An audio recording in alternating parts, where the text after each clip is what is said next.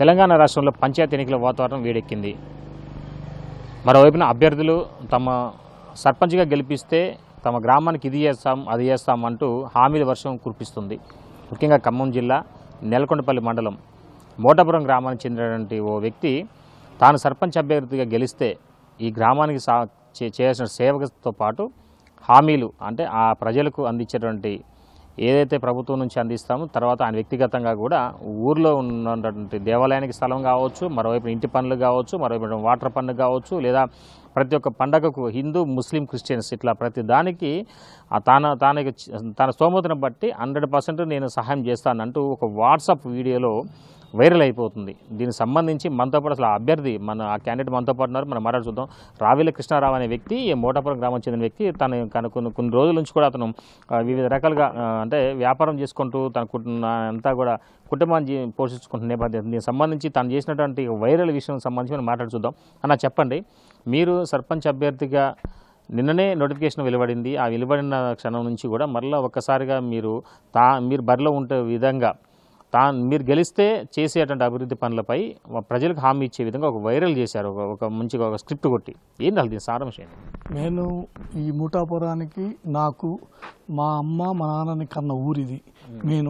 నాకు ఇంకోటి ఏంటంటే కన్న తల్లిని ఉన్న ఊరిని మర్చిపోవద్దని ఈ మధ్యన రేవంత్ రెడ్డి గారు ఒక మీటింగ్లో చెప్పాడు. ఏదంటే తల్లిని తండ్రిని మర్చిపోయిన వాళ్ళకి వీళ్ళను తల్లిని కన్నా ఊరుని కూడా మర్చిపోవద్దనే దాని మీద నేను ఇన్ని రోజుల నుంచి సరే బయట బిజినెస్ పరంగా బతుకుతున్నా కానీ ఈ గ్రామ పంచాయతీ ఎలక్షన్కి ఖచ్చితంగా నిలబడాలి. కాంగ్రెస్లో ఇప్పుడు దాకా నేను వైఎస్ఆర్సీపీ నుంచి కూడా పొంగులేటి శ్రీనివాసరెడ్డి అమ్మటే ఉన్నాం. ఇవాళ పొంగులేటి శ్రీనివాసరెడ్డి అమ్మటే ఉండి ప్లస్ ఇంకోటి ఏంటంటే నేను ఈ ఊరికి ఆ వీరన్న స్వామి ఒక గుడి ఉన్నది, టెంపుల్, దానికి సంబంధించిన 1 ఎకరం భూమిని నేను ధారాదత్తంగా గ్రామ పంచాయతీ సర్పంచ్గా నాకు ఇనానిమస్కి ఇస్తే నేను ఇద్దామనే ఆలోచన మీదనే ఉన్నా. అదే అంతేకాకుండా కొన్ని ఇంటి పనులు, మళ్ళీ కుళాయి నీళ్ళు, అంతేకాకుండా కొన్ని పెళ్ళిళ్ళకి సంబంధించిన అన్ని రకాలుగా నేను ఏదైతే మేనిఫెస్టో పెట్టినో దానికి అన్నిటికీ కట్టుబడి ఉన్నా.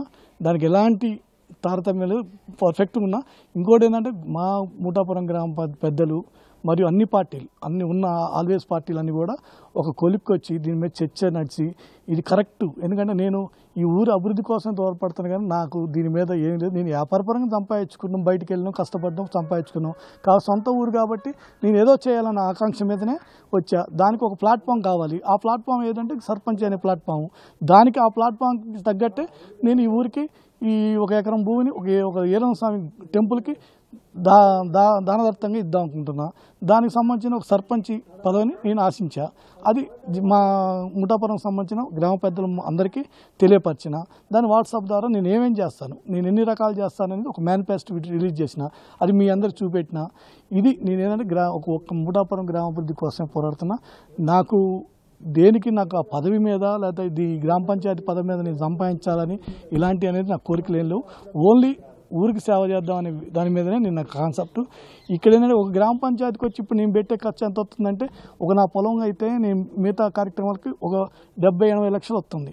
నా పొలం వచ్చేసి 50 లక్షలు, మిగతా ఖర్చు వచ్చేసి 5 సంవత్సరాలు నేను ఇంత కడతా, నాకు ఇంత నేను లెక్కలు వేసుకున్నాను. అంత ఆషామాసిగా ఏం చేయలేదు, ప్రతిదీ లెక్కేస్తా. ఈ ఊళ్ళో ఒక ఇంటికి ఎంత పడుతుంది, ఇంటి పన్ను, దానికి సంవత్సరానికి ఎంత కట్టాలి, 5 సంవత్సరాలకు ఎంత అవుతుంది నా పీరియడ్ వరకు అనేది ఒక లెక్క క్లారిఫికేషన్ వచ్చిన తర్వాతనే నేను ఆ మేనిఫెస్టో రిలీజ్ చేసిన. దాంట్లో ఎవరికి ఇబ్బందులు ఉన్నా కానీ నాకు అభ్యంతరం లేదు. కానీ నేను అనుకున్నది ఏంటంటే నేను చేయాలి అనుకున్నది నా ఆకాంక్ష. అది నా సొంత డబ్బులతోనే. గవర్నమెంట్ ఇచ్చేది గవర్నమెంట్ ఇస్తుంది, గవర్నమెంట్ దానికి నాకు దానికి సంబంధం లేదు.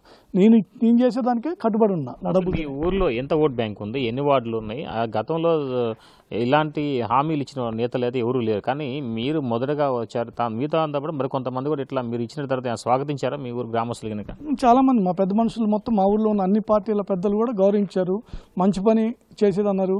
ఇంకోటి ఏంటంటే ఇక్కడ ఉంది 1500 ఓట్లు.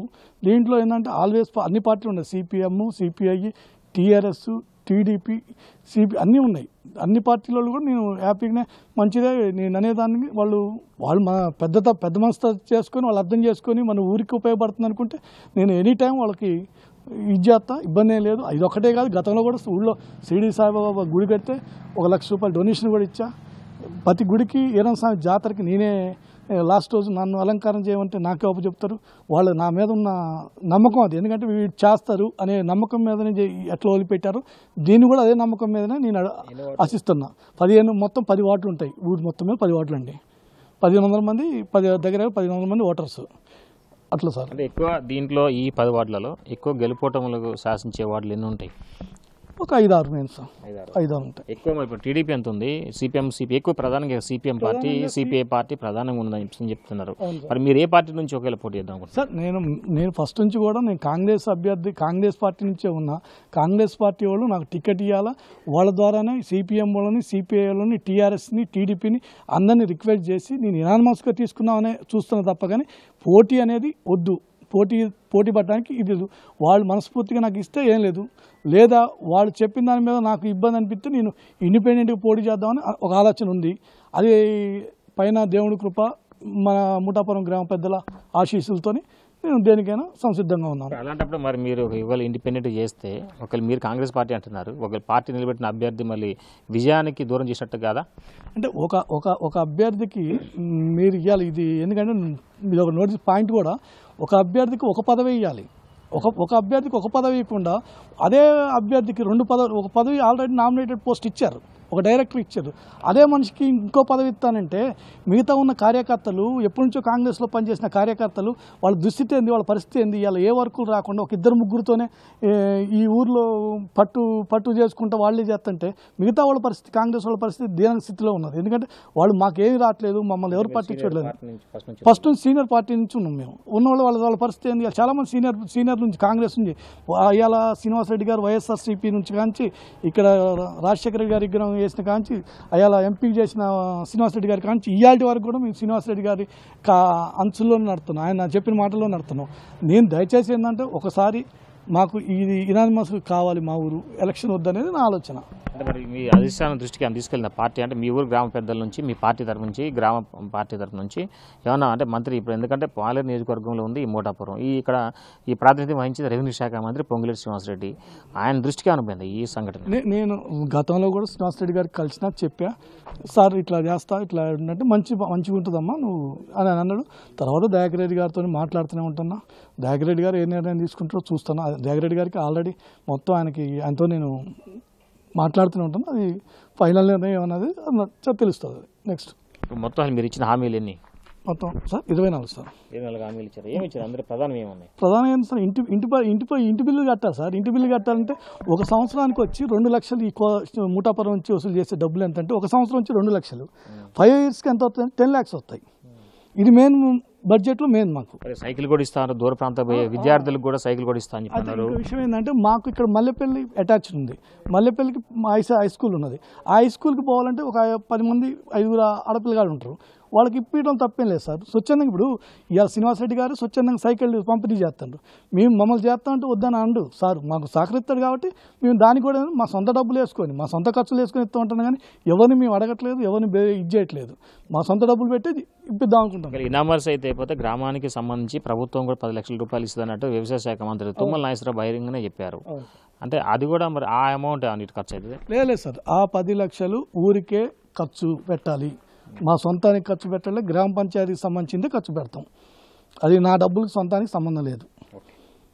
సో మొత్తంగా చూడొచ్చు, మోటాపురం గ్రామానికి చెందినటువంటి రావెల్ల కృష్ణారావు మాత్రం మొత్తానికైతే తాను సర్పంచ్ అభ్యర్థిగా బరిలో ఉన్నానని చెప్పగానే చెప్తున్నారు. తాను గెలిపిస్తే మాత్రం ఈ గ్రామాన్ని చేయాల్సినటువంటి అభివృద్ధి, మరోవైపున కార్యక్రమాలపై అంటే ఒక మేనిఫెస్టో విడుదల చేశారు. దానికి సుమారు 24 వరకు హామీలు ఇవ్వడం కూడా జరిగింది. ఇంటి పంచుకొని మొదలు పెడితే నీటి పన్ను, మరోవైపున పెళ్లి సంబంధించిన డీజే కార్యక్రమాలు, ఒకవేళ విద్యార్థులకు సంబంధించినటువంటి అంటే ఇక్కడ నుంచి సమీపంలో ఉన్నటువంటి అంటే స్కూల్కి వెళ్ళే విద్యార్థులకు సైకిల్ పంపిణీ కావచ్చు, తర్వాత ఇంకా పండుగలకు క్రిస్మస్ కానీ, ఒకవేళ రంజాన్ కానీ, దసరా పండుగ కానీ, ఇలా ప్రతి ఒక్క పండుగకు కుల మతాలకు అతీతంగా 50,000 రూపాయలు ఇచ్చే విధంగా మరికొన్ని ఇంకా కొన్ని అంటే హెల్త్ క్యాంపులు కావచ్చు, ఇట్లా ప్రతిదీ కూడా తాను ఏర్పాటు చేస్తానంటూ ఒక హామీ ఇచ్చే విధంగా ఆయన ఒక మేనిఫెస్టో తయారు చేసి సోషల్ మీడియాలో వదిలటంతో అది కాస్త వైరల్ అయింది. దానికి సంబంధించి గ్రామస్తులంతా కూడా దీనిపై చర్చ నడుస్తుంది. మరోవైపున మరి చూడాలి, మరి ఇప్పుడు కాంగ్రెస్ పార్టీ అధిష్టానం మరి ఎలాంటి నిర్ణయం తీసుకుంటారు, జిల్లా అధిష్టానం, మరోవైపున రెవెన్యూ శాఖ మంత్రి పొంగులేటి శ్రీనివాసరెడ్డి ఎలాంటి నిర్ణయం తీసుకొని ఒక అభ్యర్థికి ఇతను నిలబెడతారా, లేదా మరి పార్టీ లైన్ ప్రకారం వేరే వ్యక్తికి అంటే టికెట్ ఇస్తారనేది చూడాలి. మరి ఇది తాజా పరిస్థితి. Camera Sampath, Bhaskar, big TV, మోటాపురం.